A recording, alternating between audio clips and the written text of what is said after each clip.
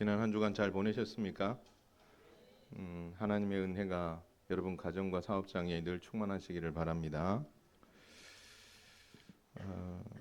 다윗은 파란만장한 인생 끝에 위대한 신앙 고백을 시편 23편에 담아냈습니다. 여러 가지로 표현해 볼 수 있겠지만 이건 거죠. 한번 따라서 하겠습니다. 내 인생의 주인은 내가 아니다. 여호와께서 나의 목자가 되신다. 이 그 위대한 고백을 한 거죠. 10대에 목자가 되어 아버지의 양을 치며 배웠고 사울의 그 공격을 피해 광야에서 도피 생활을 하면서 깨달은 큰 영적인 은혜인 거죠. 하나님께서 내 목자가 되시고 나는 그의 돌봄과 보호가 필요한 양이다라는 것입니다. 그래서 이 관계에 대해서 그는 단 한순간에 그것을 얻어낸 것이 아니라 청소년 때부터 장년을 지나 노년에 이르는 그 긴 여정 속에서 그는 이것을 몸으로 겪어내면서 알아낸 거죠. 다윗은 자신의 영과 육과 혼의 필요를 채우고 소생시키시는 분이 하나님이시다. 고난의 길을 갈 때에도 항상 임마누엘로 함께 하신 분도 하나님이시다.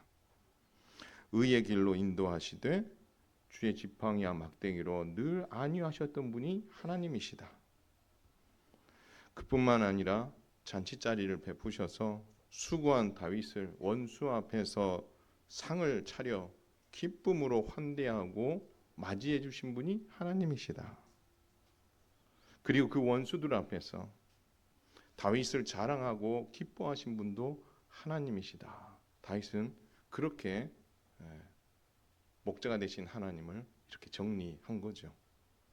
우리는 이 다윗의 이 위대한 영성과 이 믿음을 예수 그리스도 안에서 믿고 따르는 성도인 줄 믿으시기 바랍니다. 여러분의 인생의 목자가 우리 하나님이 되셔서 정말 그 이끌림 속에서 주어주시는 그 풍성한 은혜를 누리며 몸은 고되도 우리의 영과 육은 힘들어도 하나님으로 인하여 만족한 인생 살아가는 저와 여러분 다 될 수 있기를 주님의 이름으로 축원을 드립니다. 이 고백 끝에 마지막으로 다윗이 이 시편 23편을 마무리하면서 미래를 향해서 놀라운 걸 선포를 합니다.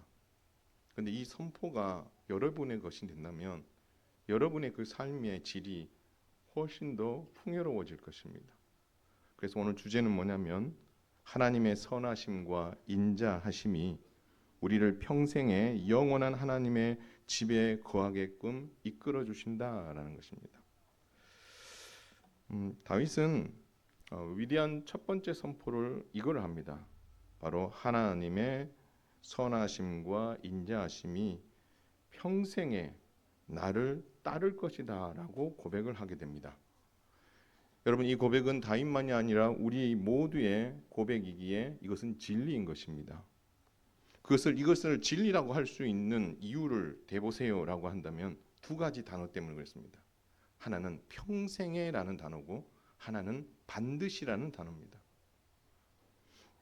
진리는 변합니까? 변하지 않습니까? 변하지 않습니다. 시대가 바뀌게 되면 그 상황에 따라서 바뀌게 어떤 내용이 달라진다면 그건 진리가 아닌 거죠. 진리는 어떤 상황 앞에서도 달라지지 않고 예외가 없는 겁니다. 따라서 예외 조항이 많다는 것은 불완전하다는 거죠. 우리가 과학이나 여러 가지 것을 배우다 보면 모르면 뭐예요? 예외 조항인 거죠. 우리가 옛날에 공부할 때도 선생님 이거 왜 이래요? 막 모르면 그냥 외워 막 이러잖아요, 그렇죠? 예외 조항은 무조건 내고 뭔가 불완전하다는 거죠. 근데 진리는 불완전하지 않고 변하지 않고 어떤 상황에서도 동일하게 적용될 수 있습니다. 그게 맞습니다. 성경적 원리가 진리인 거죠. 그래서 그것이 성경 안에 이야기되어 있고 우리는 그것을 따르는 겁니다. 그러나 우리는 이런 말을 할 수 있어요. 그것은 성경 이야기고 현실은 달라요 라고 이야기한다면 성경의 가르침이 진리가 아니다라고 말하는 거죠. 우리는 하나님의 말씀인 성경을 여러 가지 기준으로 잣대를 가지고 이렇게 우리의 삶에 적용하는 것이 아니라 똑같은 기준을 가지고 이 상황에서 나는 성경은 어떻게 살기를 원하는가라고 했을 때는 그 삶의 방식으로 가야 되는 게 진리를 따르는 자의 길이죠. 목사님, 그러나 현실은 그렇지 않습니다라고 이야기하는 것은 성경을 부인하는 행동이고 믿음 없는 행동이겠죠. 따라서 오늘 다윗이 평생에라는 말과 반드시라는 말을 통하여서 하나님이 얼마나 한결같은 분이신가, 그리고 다윗만이 아니라 우리도 한결같이 이 하나님을 노래하고 찬양해야 되지 않겠느냐라고 마지막 6절은 우리를 향해서 제안을 한다라고 볼 수도 있다라는 것입니다. 나는 하나님을 이렇게 고백하고 있어. 이 하나님에 대한 믿음이 나는 이래. 근데 나만이 아니라 여러분들도, 우리도 다 이 고백을 가지고 살아가야 되지 않겠습니까? 라고 도전하고 있다고 보면 되겠다라는 것입니다. 더 나아가서 이 진리는 정말 다윗의 평생의 진리였다라는 것은 과거의 다윗의 삶에서만 그것이 진리였던 것이 아니라 앞으로 그의 미래의 삶에서도 이 진리는 그대로 어떻게 적용되고 따라가야 될 부분이다라고 말씀하고 있는 것입니다. 진리는 우리 인생의 여정에서 멈추지 않고 지속됩니다. 그리고 어떤 상황에서도 우리에게 동일하게 말씀해 주십니다. 그 말씀을 붙잡고 믿음으로 살아가는, 진리를 따르는 참 그리스도인 다 되시기를 주님의 이름으로 축원을 드립니다. 그렇다면 다윗과 우리가 함께 소망을 품고 붙잡아야 될 이 진리와 그 출발점은 뭐냐라는 거예요. 우리가 소망을 두고 살아가야 돼. 평생의 소망을 두고 반드시 품고 가야 될 그 어떤 진리가 과연 뭐냐라는 것입니다. 그것을 다윗은 오늘 두 가지로 이야기합니다. 한번 따라하겠습니다. 선하심, 인자하심. 이것을 좀 정확하게 이야기하면 하나님의 선하심과 하나님의 인자하심이다. 그렇게 보는 게 맞습니다. 그렇다면 다윗과 우리가 함께 소망할 하나님의 선하심과 인자하심은 뭐냐라는 겁니다. 알아야죠. 그래야 우리가 순종하지 않겠습니까?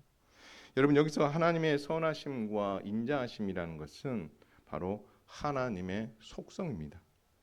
하나님이 가지고 계시는 성품인 거죠. 너희가 믿는 하나님이 어떤 분이냐라고 했을 때 우리는 하나님을 여러 가지로 표현할 수 있는데 그 중에서 우리 하나님은 선하신 분이십니다. 두 번째, 우리 하나님은 인자하신 분이십니다. 이렇게 대답할 수 있다라는 것입니다. 그렇다면 먼저 선하심은 어떤 하나님의 성품일까요? 여러분, 이 선하심이라는 표현이 선하심이라고 되어 있지만 창세기 1장에는 똑같은 단어를 다르게 표현하고 있어요. 하나님이 창조를 첫째 날, 둘째 날 하실 때마다 하나님께서 늘 표현하셨던 표현이 있어요. 그게 뭐죠? 하나님이 보시기에 좋았더라. 이 좋았더라라는 단어가 히브리어로 토브라는 단어입니다. 좋다라는 표현이죠. 그럼 여기서 하나님께서 창조를 하시고 나서 좋다, 심히 보시기에 좋았다라고 했던 말은 어떤 말일까요? 야, 내가 만들었는데 너무 아름답다, 이런 표현도 있을 수 있어요. 그런데 다른 말로 말하면 여기서 좋다라는 말이 무슨 말일까요? 하나님은 천지를 창조하실 때에 한번 이거 한번 만들어 볼까 해가지고 마치 우리가 뭐 요술램프의 지니처럼 뿅 해가지고 뭘 번쩍 만들어 놓고 이런 하나님이 아니시거든요. 하나님은 어떤 분이셨죠? 예정하시고 그 모든 것을 뭐 하셨어요? 계획하셨어요. 뭐 하셨다고 표현하죠? 우리가 그걸 설계하신 거죠. 온 우주 만물을 어떻게 만들 것인가를 설계를 해 두신 거예요. 그래서 첫째 날 설계대로 쫙 창조를 하시고 나서 하나님 보시기에 좋았더라, 이 말은 다른 말로 표현하면 내가 계획한 대로 내 뜻대로 잘 만들어졌네, 그 말을 표현하고 있는 거예요. 하나님께서 흡족하신 거죠. 그렇기 때문에 이걸 달리 말하면 하나님이 보시기에 선했고 하나님이 보시기에 옳다라고 판단하셨다라는 것입니다. 마냥 기분이 좋다는 말을 뛰어넘는 거예요. 목자이신 하나님께서 양인 다윗을 인도하시고 보호하심이 선하고 옳았다라는 것입니다. 하나님은 다윗을 어떤 형태 가운데 어떤 상황에 놓여 있더라도 하나님은 어떤 마음으로 대하셨다는 거요? 선하신 마음. 그를 통해서 그 상황을 통해서 그를 통해 일하시고 그것은 하나님이 계획하신 대로 선했고 옳다라고 하나님은 말씀하고 있고 다윗은 그것을 깨달아서 고백하고 있는 거죠. 그가 광야로 내몰려 있을 때도 있었습니다. 광야로 내몰려 있을 때조차도 하나님께서는 어떤 분이시다? 선하신 분이시다. 옳다라고 다윗은 고백하고 있다라는 것입니다. 그렇다면 하나님의 선하심이 하나님의 계획과 뜻 안에서 모든 일이 잘 이루어진 그것으로 인하여서 하나님의 마음이 기쁘고 하나님은 그걸 선하다, 옳다라고 판단하시는 그분이시다 라는 것이 하나님의 선하심이라면 하나님의 인자하심은 어떤 성품일까? 이건 여러분들이 단어를 딱 이야기하면 많이 듣던 단어야. 쉽게 알 수 있는 단어입니다. 헤세드라는 단어입니다. 이 말은 사랑입니다. 충성입니다. 은혜입니다. 그런데 이 헤세드라는 말, 하나님의 인자하심이라는 것은 그냥 단순한 사랑이 아니에요. I love you 하는 사랑, 이게 아니라는 거예요. 이 사랑은 뭔가에 근거하고 있어요.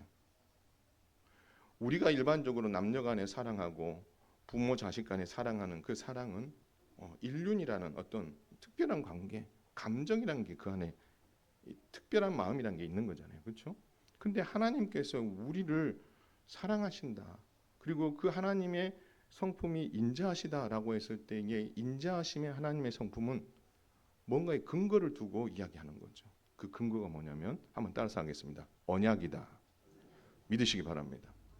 하나님은 그냥 뭐든지 다 해줄 것 같은 막 다 이렇게 내줄 것 같은 그 하나님이 그렇게 해서 내 사랑이 이런 거야라고 막 이렇게 구걸하시는 하나님이 아니신 거예요. 하나님은요 자기 백성들과 언약을 딱 맺으셨고 그 언약 안에서 그들을 진심으로 사랑하셨어요. 여러분 이게 얼마나 큰 위력을 발휘하는 줄 아세요? 하나님의 인자하심이라는 이 사랑의 마음이 큰 위력을 발휘할 때가 성경에는 곳곳에 기록되어 있습니다. 그 대표적인 것 중에 하나가 이스라엘 백성들이 광야길에 접어들자마자 그들이 뭘 하냐면 시내산에서 금송아지를 만드는 사건이 퍼지게 됩니다. 여러분 이것으로 인해서 하나님께서 어떻게 하시려고 했냐면 진멸하려고 했어요. 진멸이 뭡니까? 다 끝내는 겁니다. 아무도 살려두지 않는 거예요. 그런데 이 부분에 대해서 모세가 마치 주님이 중보자이신 것처럼 중보자로 자처하여 하나님과 이스라엘 백성 사이를 조율을 하게 됩니다. 이 조율 끝에 하나님께서 자신을 이렇게 소개합니다. 잘 한번 들어보세요. 자비롭고 은혜롭고 노하기를 더디하고 인자와 진실이 많은 하나님이라. 이거를요 다윗이 모세가 고백한 게 아니라 누가 자신을 소개한 거예요? 하나님 자신이 나는 이런 하나님이다라고 소개했어요. 근데 그 안에 보니까 자비와 은혜와 노하기를 더디하시고 인자와 진실이 많은 하나님이다. 바로 이 인자하신 하나님, 노하기를 더디하시는 하나님, 은혜와 사랑의 하나님이 자기의 백성들과 맺은 이 언약 때문에 하나님께서는 이 백성들을 진멸하지 않으시고 이 헤세드의 마음으로 잘못된 부분을 도려내되 하나님께서 처벌과 함께 그들에게 다시 한번 기회를 주는 은혜가 있었다라는 것입니다. 바로 이 하나님의 인자하심이 없었더라면 다윗도 없습니다. 하나님의 인자하심이 없었다면 출애굽한 1세대뿐만 아니라 광야에 있었던 백성들은 다 죽었어야 돼요. 하나님의 인자하심이 없었더라면 다윗 역시도 심판받아 죽어야 했을 것입니다. 그런데 그 하나님의 인자하심이 다윗을 뭐했어요? 살렸어요. 그렇다면 선하시고 인자하신 하나님의 성품은 다윗에게 어떤 의미가 있을까 한번 살펴보자는 거죠. 하나님께서 다윗의 인생을 인도하심이 모두가 다 선하고 옳다라고 말씀하십니다. 다윗의 영혼과 육을 책임지시고 의의 길로 인도하신 그 모든 인도하심도 선하고 옳았습니다. 사망의 음침한 골짜기와 같은 고난의 현장에 그가 내몰려 있을 때에도 하나님은 선하고 옳으셨습니다. 여러분, 그런데 다윗의 입장에서 보면 억울할 수도 있어요. 그렇죠? 사울 왕에게 자기가 잘못한 게 없거든요. 그 골칫덩어리인 골리앗 해결해 줬죠. 악령이 씌어서 늘 고통하고 있을 때에 정말 찬양을 통해서 그의 머리를 맑게 해 주었단 말이에요. 중요한 전쟁이 있을 때마다 어리지만 지도자로 하나님 세워서 내보낼 때마다 가서 승리하는 정과를 가지고 늘 사울에게 유익을 줬단 말이에요. 그런데 돌아온 것은 뭐예요? 시기와 질투와 살해 위협밖에 없는 거죠. 결국 사울의 그늘 아래 있을 수 없어서 하나님께서 다윗을 광야로 이끄시는 거죠. 여러분, 다윗이 이 상황에서 하나님 억울합니다. 왜 내가 뭘 잘못했다고 나를 이렇게까지 몰아붙이십니까? 라고 이야기할 수 있을 법하지 않습니까? 그렇죠? 여러분 인생 살다 보면 그럴 경우도 있습니다. 그런데 중요한 것은 이때 다윗은 누구를 의지했냐면 바로 선하신 그 하나님.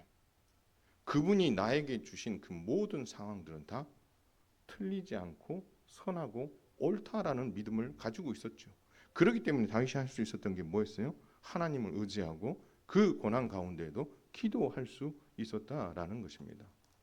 사랑하는 성도 여러분, 하나님께서 우리의 인생을 인도하심 속에서도 일어나는 그 모든 일들은 다 선하고 옳은 줄 믿으시길 바랍니다. 여러분, 이 신앙이 있어야 돼요. 고난이 찾아오면 우리는 보통 이렇게 생각합니다.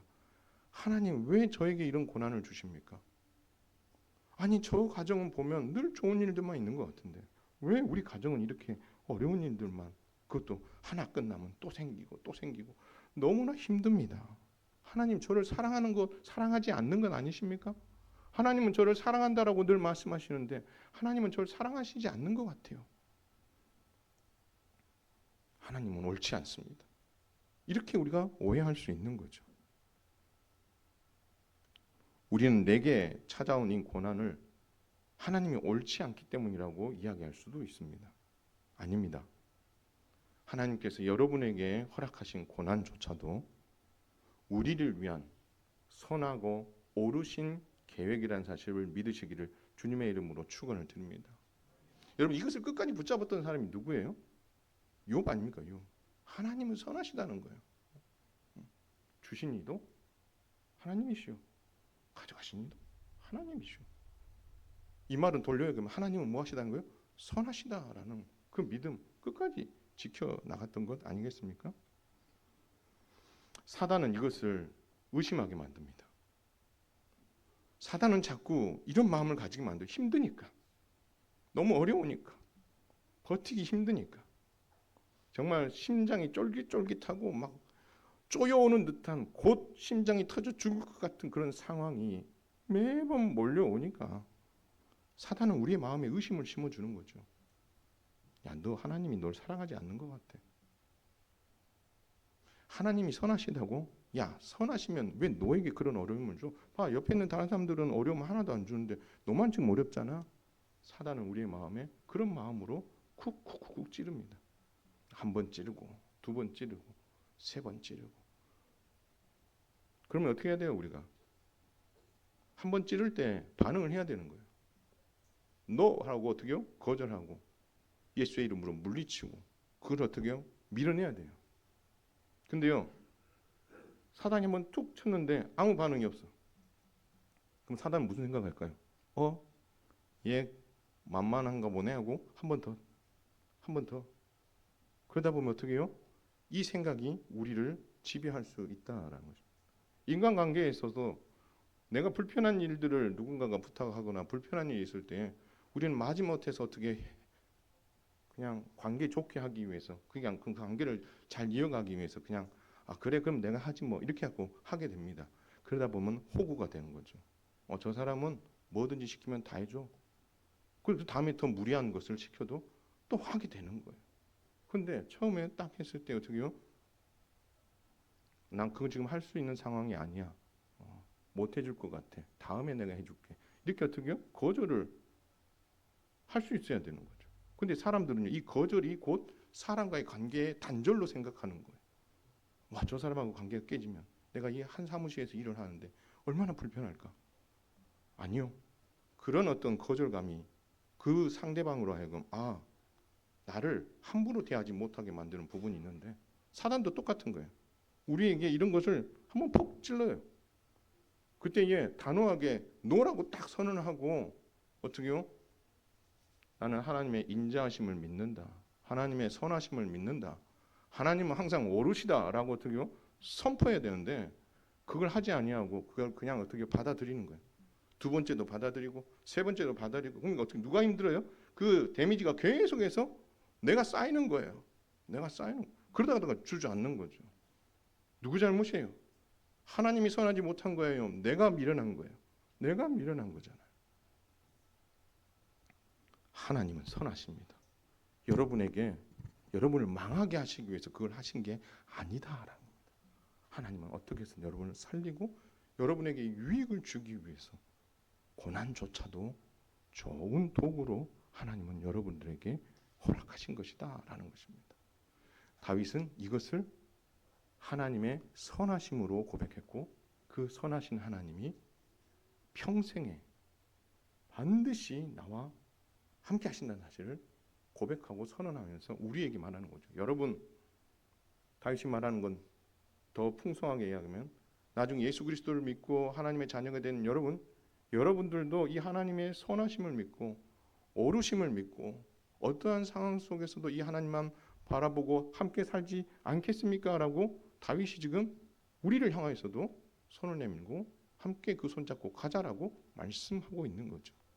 다윗이 내밀고 주님이 내미신 이 손을 잡음으로 말미암아 어떤 건 고난과 어려운 가운데에서도 하나님의 선하심을 믿고 믿음의 길을 걸어가는 멋진 성도들 다 되시기를 주님의 이름으로 축원을 드립니다.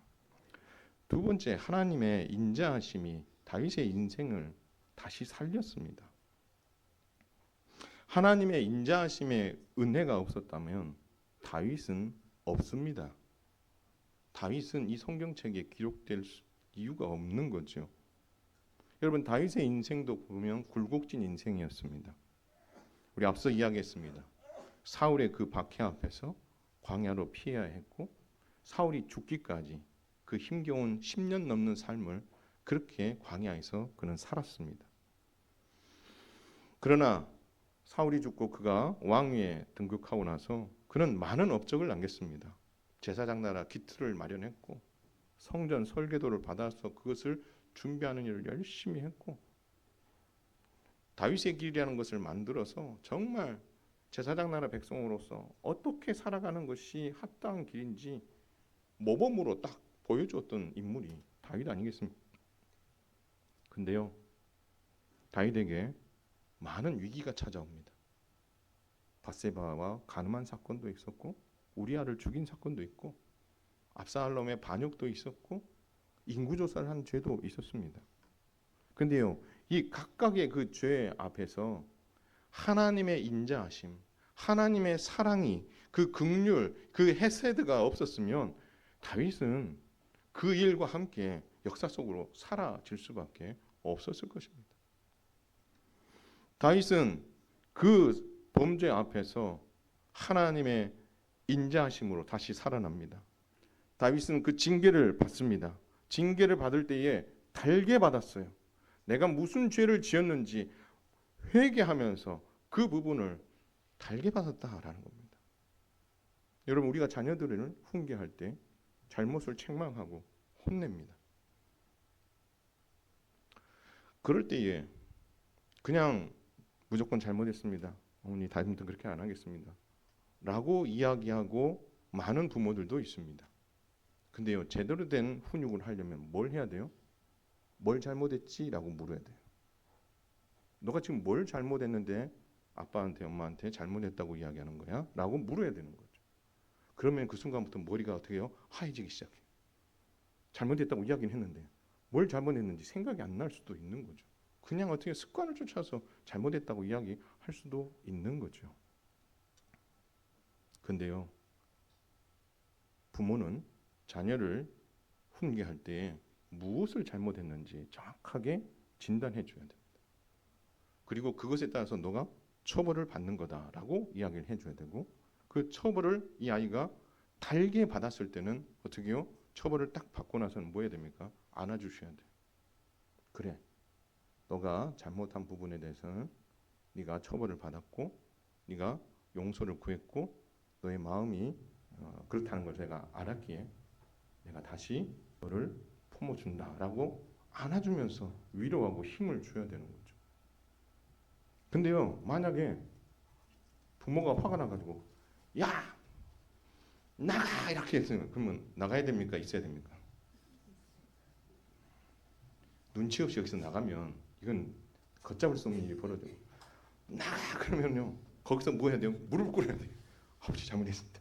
무릎을 꿇어야 되는데 나가라고 했다고요? 나가버리면 그 다음부터는 이 문제가 더 커지는 거죠. 무릎을 꿇는다는 건 뭐예요? 내가 잘못했다는 걸 인정하는 거잖아요. 징계를 받을 때 다윗은 이 하나님의 인자하심을 인정했어요. 그래서 어떻게 이것을 달게 받아냅니다. 징계를 거부하지 않았다고요. 징계를 거부하지 않는 것이 복이다라고 잠언서에 수두룩하게 써져 있어요. 근데 다윗은 그것을 알고 하나님 앞에서 무릎을 꿇는 거죠. 그리고 하나님의 선하심을 인정합니다. 하나님, 당신이 옳습니다. 내가 틀렸습니다. 내가 옳지 않았습니다. 그리고 다윗은 하나님 앞에 무릎을 꿇습니다. 그리고 징계를 달게 받습니다. 그래서 그 아이가 죽게 됩니다.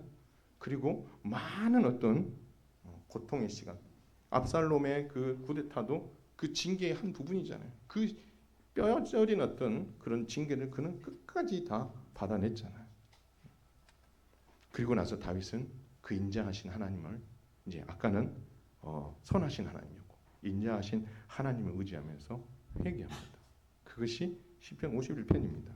주의 얼굴을 내 죄에서 돌아보시고 내 모든 죄악을 지워 주옵소서. 내 속에 정한 마음을 창조하시고 정직한 영을 새롭게 해 주옵소서. 나를 주 앞에서 쫓아내지 마시옵고 주의 성령을 내게서 거두지 마옵소서.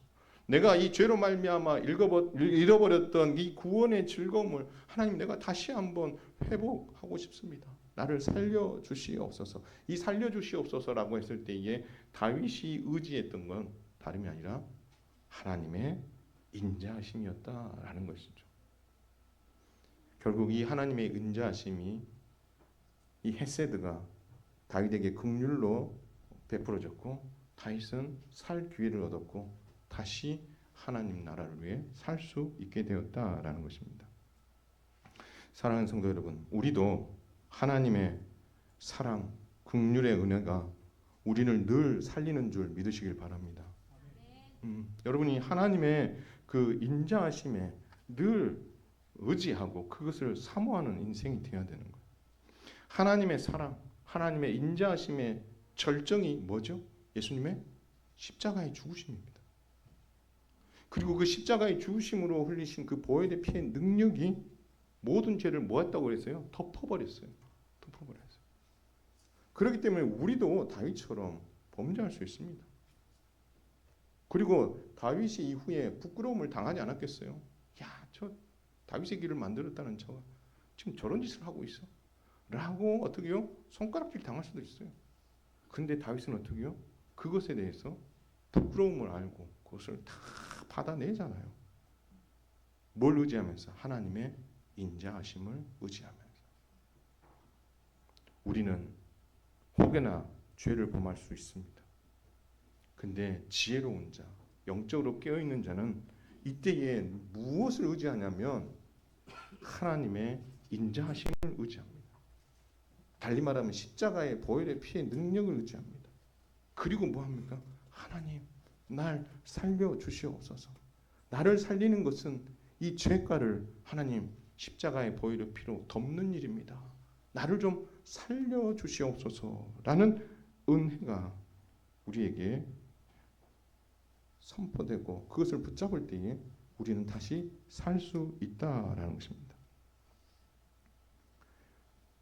여러분의 인생이 범죄하지 않고 평생을 죄짓지 않고 살아갈 수 있는 인생이라면 어쩌면 하나님의 인자하심, 이 사랑이 필요하지 않을 수도 있습니다. 그러나 우리는 죄를 가지고 태어난 인생이기 때문에 하나님의 인자하심의 은혜로 십자가로 구원받았을 뿐만 아니라 이후에도 범죄하는 인생들인데 그 십자가의 보혈의 피가 우리를 계속해서 살려주시는 거죠. 그래서 우리가 범죄했을 때 해야 될 일이 뭡니까? 다윗처럼 하나님의 인자하심, 십자가의 보혈의 피의 능력을 의지하고 하나님 앞에 나와서 회개하면서 하나님 나를 살려주시옵소서. 하나님의 인자하심이 나를 덮어주심으로 내가 다시 일어나기를 원합니다. 하나님 그 믿음으로 나아갈 때에 저와 여러분이 살 수 있다라는 것입니다. 이 은혜를 여러분 꼭 붙잡으심으로 말미암아 하나님의 선하심과 인자하심의 그 놀라운 성품이, 그 일하심이 여러분 속에서 늘 함께함으로 평생에 그 하나님만 붙잡고 살아가는 멋진 믿음의 인생들 다 되시기를 주님의 이름으로 축원을 드립니다. 그런데 중요한 게 하나 있어요. 여러분 오늘 말씀 중에 이 말씀이 있어요. 내 평생의 선하심과 인자하심이, 그 다음에 함께 읽겠습니다. 시작. 반드시 나를 뭐 하시니? 따르리니. 반드시 나를 따르리니. 이 말에 우리가 한번 주목할 필요가 있어요. 여러분 여기 따른다라고 돼 있죠, 그렇죠? 이 따른다라는 표현을 히브리어 원어로 들어가 보면 그냥 우리가 이게 따른다니까 어떤 느낌이 들어요? 따른다, 그러니까 그냥 졸졸졸졸 뭐 이렇게 따라가는 느낌 이렇게 보이잖아요, 그렇죠? 근데요 이 의미는 사실 따른다는 말보다 더 강한 의미로 해석될 수 있습니다. 뭐냐면 따라서 하겠습니다. 추격하다, 뒤쫓다. 이 표현으로 쓸 수 있어요. 여러분 과거에 다윗을 뒤쫓았던 자가 누굽니까? 사울 왕이었어요. 그렇죠? 사울 왕이 다윗을 뒤쫓을 때 다윗은 어떤 삶을 살았죠? 도피하는 인생. 광야에서 살기 위해서 몸부림쳤잖아요. 그렇죠? 근데 오늘 본문에 보니까 이제는 하나님의 선하심과 인자하심이 다윗을 추격하고 있다라고 말하고 있습니다. 집요하게 다윗을 뒤쫓고 있다라고 말하고 있어요. 뒤쫓는 존재가 달라진 거죠. 그전에는 누가 쫓았어요? 사울이 쫓아왔어요. 그러니 다윗의 마음에 무슨 마음이 들겠어요? 불안한 거죠. 어떻게 해서든 뭐예요? 살아야 된다는 생각밖에 없는 거예요. 그런데 이제는 바뀌었어요. 쫓아오는 대상이. 누가 쫓아와요? 하나님이 쫓아오세요. 그러면서 하나님이 어떻게 쫓아요? 선하심과 인자하심의 성품을 가지고 우리를 집요하게 쫓아오고 계시는 거예요. 망령을 딱 들고 네 얼마나 잘하는가 한번 보자. 이렇게 하나님이 집요하게 쫓아오시는 게 아니란 말이에요. 이 쫓아온다는 말은 뭐냐면 하나님께서 우리의 인생을 계획하시고 고난이든 어떤 형편이든 내어놓을 때에 하나님께서는 그가 그 상황에서 넘어지고 무너지지 않도록 계속해서 어떻게요? 뒤쫓으시고 그리고 추적하셔서 하나님의 선하심을 생각나게 하시고 하나님의 인자하심을 인식하게 해서 그 상황마다 뭐 할 수 있도록 이겨낼 수 있도록 하나님께서 뭐 하신다는 거예요? 도와주시고 계신다라고 말하고 있다는 것입니다. 그리고 이 선하심과 인자하심은 그 어느 누구도 끊을 수 있다 없다? 끊을 수 없다. 하나님은 반드시 여러분을 찾아내실 것이고 하나님은 놓치지 않을 것이고 끝까지 추격하셔서 여러분이 그 선하심과 인자하심으로 말미암아 여러분에게 처해져 있는 그 상황들을 어떻게요?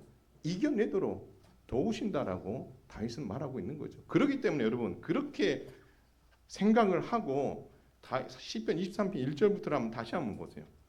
다윗이 처음에 뭐라고 했냐면 여호와는 나의 목자시니 내게 뭐가 없다고 했어요? 부족함이 없다라고 했어요. 그 선하시고 인자하신 그 하나님이 다윗을 계속해서 추적하시고 쫓고 계시니 그에게 부족함이 있을 수 있다 없다? 없겠죠. 그 하나님이 자기 이름을 위하여 하나님의 명예를 걸고 의의 길로 인도하신다고 하셨는데 그 하나님이 그 일들을 하실 수 있겠어요? 하시죠. 그걸 경험한 거죠. 사망의 음침한 골짜기나 고난이 없어지지는 않지만 그 가운데 함께 하시면서 선하심과 인자하심을 은식하고 그 고난의 길을 이겨나갈 수 있도록 계속해서 푸시하시는 거죠. 그리고 원수의 목전에서 상을 차려주시고 그 잔이 넘치도록 하나님께서 은혜를 베풀어 주시는 그 모든 것도 다 하나님의 선하심과 인자하심의 은혜였다라는 것을 다윗은 고백하고 있고, 이것이 그의 평생에 반드시 이루어지기를 다윗은 소망하고 이 시편을 마무리하고 있다라는 것입니다. 그리고 이 일들이 어디까지 가는 그날까지 바로 마지막 고백, 내가 여호와의 집에 영원히 살리로다. 그날까지 하나님께서 나를 이렇게 뭐 하신다? 인도해 가신다라고 말씀합니다. 우리 그리스도인들에게도 주님 말씀하십니다. 내가 여호와의 집에 영원히 거하리로다.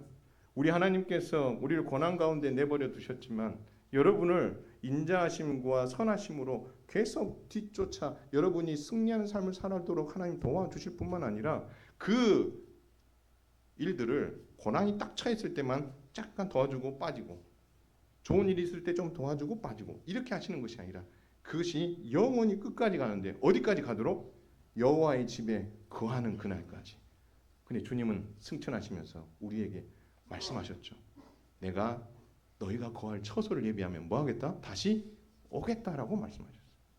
그 처소에 마련되면 내가 다시 와서 너희를 거기로 영접해서 너희들과 함께 거하겠다라고 말씀하시는 거죠. 그렇다면 이거를 돌려 이야기하면 하나님의 선하시고 인자하신 이 성품의 은혜가 단회적으로 끝나는 것이 아니라 우리가 거할 그 거처를 예비하시고 우리를 부르시는 그 날까지 하나님께서는 쉬지 않고 그 일들을 모아가시는 계속해서 진행해 가실 것이다라고 약속하고 있다라는 것입니다.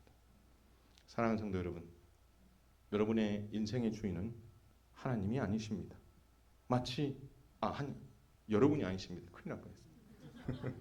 큰일 날 뻔했습니다. 여러분이 아니십니다.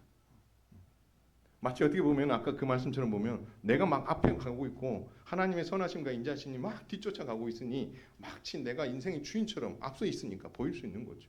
그러나 그 인생에게 필요한 것을 잊게 하시고 고난도 잊게 하시고 선하게 옳게 그 일들을 잊게 하실 뿐만 아니라 그 인자하심으로 그가 드디어 돌이키고 그 길을 잘 갈 수 있도록 뒤에서 뒤쫓아가며 뭐 하는 거예요? 살피시는 분이 우리 하나님이 있기 때문에 내가 앞에 설 수 있는 거예요. 자녀들 다 키워봐서 아시죠? 자녀들 막 중학교 고등학생들 되면 저도 그랬던 것 같은데 학교 가야 되니까 조금 더 자자 하다가 어떻게 해요? 늦게 일어날 수도 있고 그러면 어떻게 해요? 뱀인 줄 알았습니다. 허물 벗고 샥 빠지다. 저도 그랬던 것 같아요. 방이 그렇죠? 그러면 어떻게 해요? 깨끗하게 치워주는 거죠. 부모가. 그리고 우리 그 아이가 중학생 고등학생 때만이 아니라 기어다니는 어린 아이였을 때 가만히 놔둬보세요. 지 하고 싶은 거 하면은요 완전히 그 거실을 다 엉망으로 만들잖아요. 그럼 엄마는 뭐예요? 뒤쫓아가면서 그거 다 정리하고 있잖아요. 마치 어떻게 보면 그 아이가 자기 인생의 주인처럼 막 해주고 다니는데 그 일들이 되게 하시고 다른 길로 가도록 뒤에서 누가 계속 돕고 있는 거예요? 엄마가 쫓아다니면서 치워줄 건 치워주고 다칠까봐 어떻게 머리 안지도 손도 받쳐주고 이 일들을 누가 계속 하고 있는 거예요? 부모가 하고 있는 거죠. 근데 애는 그거 알아요? 몰라요? 모르죠. 그 그림하고 똑같은 거예요. 여러분의 인생의 주인은 여러분이 아니고요. 뒤에서 여러분을 추적하시고 사랑과 선하심으로 여러분을 늘 돕고 끝까지 도우시는 그분이 여러분 뒤편에 있음을 여러분 꼭 기억하셔서 넉넉히 이 땅에서의 삶을 주님과 함께 멋지게 이겨나감으로 말미암아 다윗의 이 고백이 여러분의 고백이 된 여러분의 마지막 여러분 자녀들에게 이 고백과 함께 너희도 이렇게 살았으면 좋겠다라고 남길 수 있는 믿음의 성도 다 되시기를 주님의 이름으로 축원을 드립니다.